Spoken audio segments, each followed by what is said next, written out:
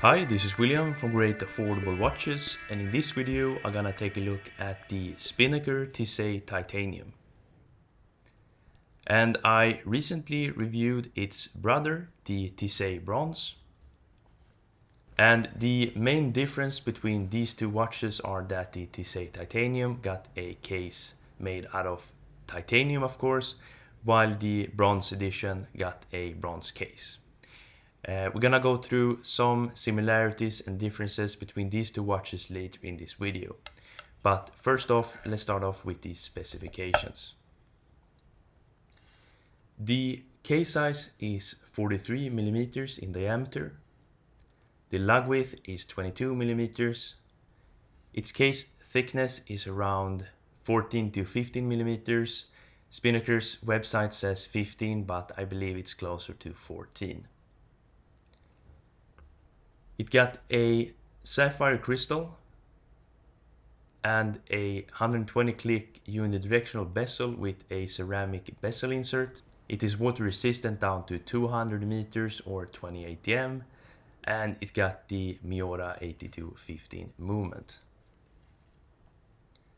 And we're gonna talk about this a bit later in the video as well.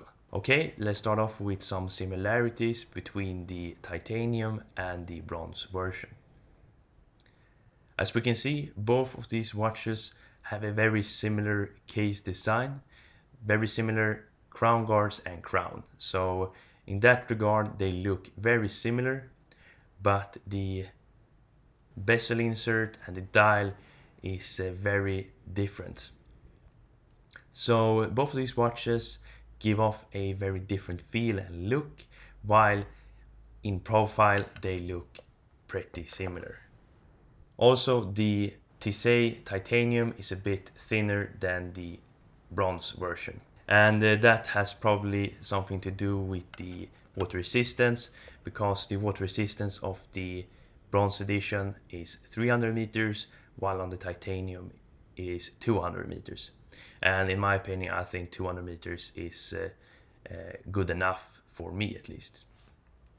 One thing to note is that while the bezel action is pretty decent on this watch, it's very similar to the other Spinnaker diving watches recently, but the bezel action on the Swiss-made bronze is clearly of higher quality, feels more tactile, etc. But I believe that's to be expected because this is a more expensive watch. The main difference between the bronze and the titanium is that the bronze is actually Swiss made, so it got the Sellita SW200 movement, which is basically a ETA 2824 equivalent, and it's a great movement in my opinion. The Tesei Titanium, on the other hand, got the Miura 8215 movement, which is Japanese made, so this watch is not Swiss made. And the price of the bronze version is $850 retail, while the titanium can be had for $520 US. So there is a bit of a price difference between these two watches, but you can always get them cheaper on sale or with a coupon code. Okay, let's go through some details about the watch. The titanium case is actually made out of grade 5 titanium, which is a higher grade titanium with better quality basically. So I believe the hardness of the metal is a bit higher than on a standard grade titanium.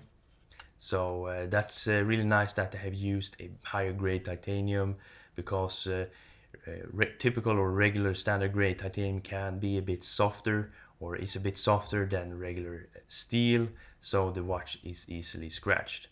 But the main selling point of a titanium watch is that it weighs a lot less, because titanium got the lower density than your typical steel. So a watch with the same dimensions, one with steel case and one with a titanium case, the titanium case will weigh a lot less than the steel watch. One of my gripes with the bronze version was that it was very heavy and it was a very big and hefty watch. And the titanium version weighs a lot less, and with the same dimensions basically as the bronze version, it feels and wears a lot better on the wrist. So in this case, the use of titanium was a really good choice, and it adds to the variability of the watch. In my opinion, this is honestly the best looking Spinnaker watch to date, or at least that I have taken a look at. I must say the very deep blue, very dark blue, it's pretty hard to pick up on camera as well, looks really nice together with the rectangular indices and the good looking hands. I believe they are in similar design to the Seiko SLA or 62 Mass, and I really like these hands. So even though they are from the Seiko or look similar to the Seiko SLA 017, I believe it's a great choice of hands. And the dial overall looks really clean with the orange text and the orange details here on the strap. So yeah, when it comes to the overall look of this watch, I think Spinnaker really nailed it here. The blue dial with the very matte gray or black ceramic bezel insert looks really nice in my opinion. And I think the deep blue on the dial is really nicely done. It almost looks like black in most angles, but when the sun hits it in the right angle, it really looks good. And the gray color of the titanium matches the overall dial and look. So yeah, I think Spinnaker really did a good job with the design here. Some short notes about the strap. The strap is actually made out of canvas and or cordura, I believe it's called. And I must say I really like this strap. It's probably one of the better straps I have seen from a Spinnaker watch. I believe the leather strap here is of higher quality though, but this is a much more expensive watch. So yeah, I really like the strap, and it's great that they have matched the details with the dial. So all in all, I must say I really like the design of this watch, and as I said, the titanium case really adds to the variability of it because it weighs a lot less. So yeah, I really like that. But there is a big downside with this watch, and I can't really understand why they have done this, and that's choosing the Miura 8215 movement. I believe a watch of this price should not have a Miura 8215 movement. Even though it's a reliable workhorse movement, I think this is a really low-end automatic movement, and yeah, it features hand winding but not hacking, and it's basically equivalent to the Seiko 7S26 in terms of performance at least. So yeah, this is a pretty bad movement choice in my opinion. I would have liked to see the NH35 from Seiko, or even better the Miura 1915.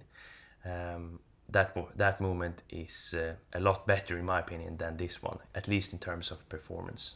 So yeah, I believe it's a bit of a shame that they have gone for the Miura 8215 movement.